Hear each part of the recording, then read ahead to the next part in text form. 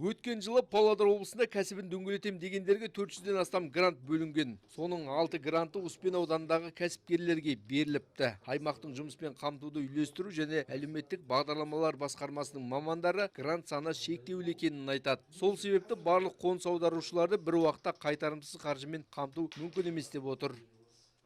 Бұл берілетін көмектердің гранттың саны шектелген ғой.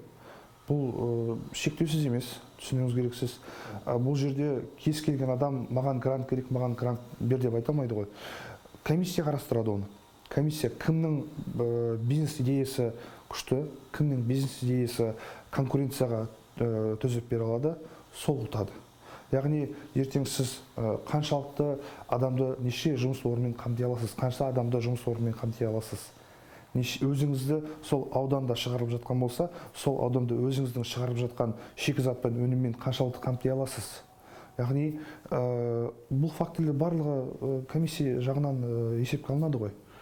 Кімнің бизнес идеясы қандай, кімнің бизнес планы қандай. Қайткенмен де ол комиссия шешіміне байланысты.